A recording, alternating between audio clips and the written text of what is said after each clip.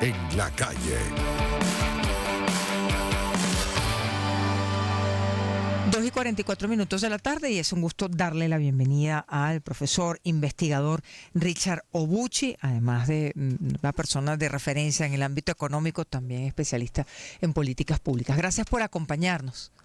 Gracias, Vanessa. Buenas tardes y gracias por la invitación. Gracias por estar con nosotros. Este 9% que se ha fijado, es decir, esto que se ha fijado como contribución del sector empresarial para esta ley de protección de pensiones, en su opinión, ¿cómo lo ve y qué consecuencias puede tener, tanto lo favorable como lo desfavorable? Bueno, Vanessa, esta ley que se aprobó de manera express, desde que se anunció hasta que se aprobó, tomó una semana y una semana más para que saliera la alícuota y estos detalles. Al final se convierte en un impuesto sobre el empleo. Como bien sabes, el impuesto establece que las empresas privadas, porque está exento el sector público, tienen que pagar un impuesto del 9% con base en los salarios y bonificaciones que le pague a sus empleados. Sí. O sea que sobre el gasto de nómina que tiene una empresa, tiene que ahora sacar 9% y pagarlo, ¿no? Para contribuir a un fondo de las pensiones sociales.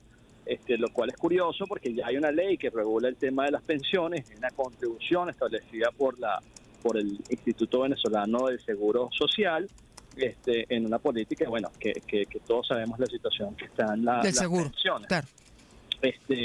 Y la verdad que es una ley que castiga muy duramente a los costos de las empresas, sobre todo a las empresas que más están empleando personas, a las empresas que están pagando mejores remuneraciones. Al final van a tener que contribuir más y lamentablemente yo creo que esto va a tener efectos muy malos sobre la situación de empleo y de perspectivas de aumentos salariales por parte de la empresa privada.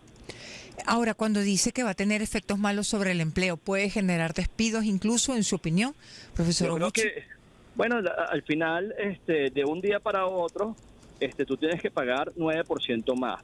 Recordemos que hay empresas que el gasto de nómina es de lejos su principal gasto, ¿no? En las empresas de servicios, en el comercio, en las empresas manufactureras, la nómina es un gasto muy importante y ahora te tienes que sacar eso. Esto es independiente de que si la empresa tiene ganancias o está en pérdidas, ¿no? Claro. Una empresa que está perdiendo igual tiene que pagar ahora 9% de gastos adicionales. Y esto, de alguna manera, va a requerir ajustes. Por una parte, muchas empresas se van a ver obligadas a aumentar precios y otras se van a pensar mucho el tema de, bueno, yo puedo sostener esta nómina que tengo ahorita, porque ahora la nómina me cuesta casi 10% más. Claro. Es como si tuviera un empleado más de cada 10.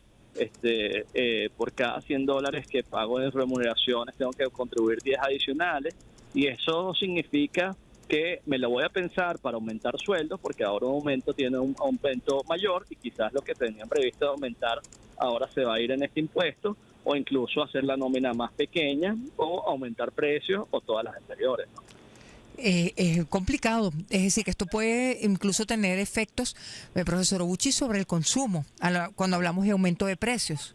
Claro, sobre el consumo, porque al final porque este impuesto no va de ninguna manera a contribuir a la mejora del ingreso de la población, pero sí va a deteriorar los precios que enfrenta la población y las perspectivas de conseguir mejores empleos. Entonces, yo creo que el saldo de esta ley es muy negativo. ¿Qué se podría hacer? A ver, ¿usted cómo la reformularía? ¿No la aplicaría? ¿Cuál sería el planteamiento razonable, tomando en cuenta este análisis que usted hace, profesor Obuchi?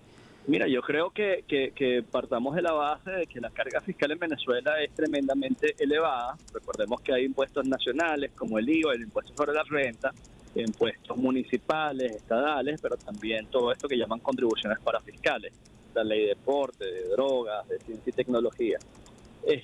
Pero lo cierto es que esos impuestos, ¿quiénes los pagan? Los pagan las empresas formales. ¿Y qué es eso de llamar una empresa formal? Bueno, empresa formal es cuando cumple sus deberes y obligaciones, ¿no? Claro. Lo que está establecido en las leyes. ¿Qué representa las empresas formales del empleo total del país? Bueno, 12% del empleo. El sector privado formal se ha hecho cada vez más pequeño y el sector privado informal cada vez más grande.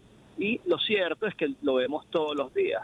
Hay cantidad de negocios que no te piden una factura, hay cantidad de negocios que emplean las personas sin cumplir las leyes laborales, productos que entran de contrabando y no pagan aranceles.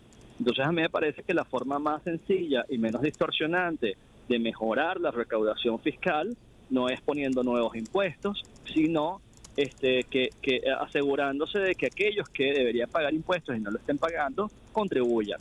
Que el esfuerzo de fiscalización no vaya a los mismos que han estado sistemáticamente pagando todas sus obligaciones, sino más bien a aquellos que no lo están haciendo, ¿no?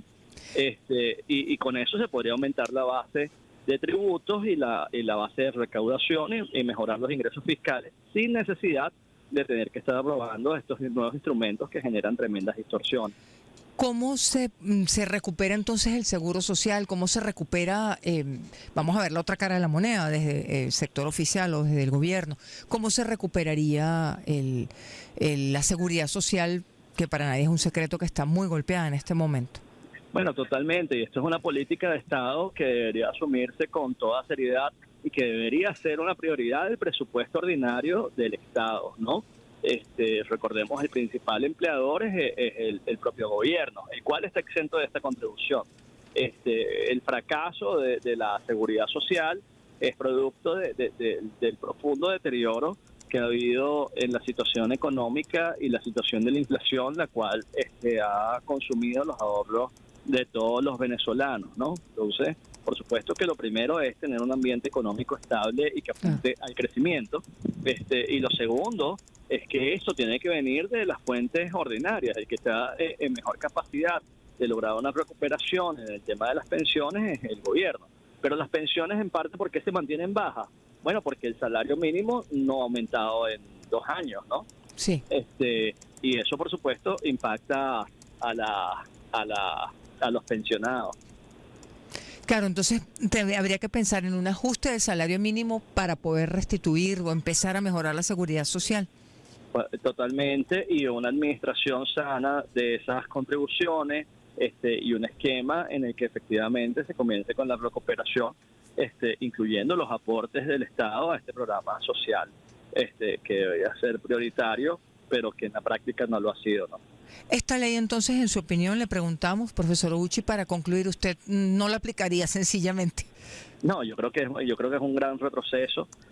Creo que va a generar un impacto muy pernicioso sobre lo poco que queda de empresa privada, va a tener impactos muy negativos sobre el empleo y sobre los consumidores, para que en la práctica se recaude muy poquito dinero, que va a ser un impacto muy chiquito en la situación real de las pensiones, la cual necesita medidas estructurales para que se pueda resolver, que no van por este lado. Profesor Uchi, muchísimas gracias por acompañarnos. Gracias de verdad por sus reflexiones. Gracias, Vanessa, un gusto. Un gusto para mí escucharlo. Muchas gracias. Son las 2:50.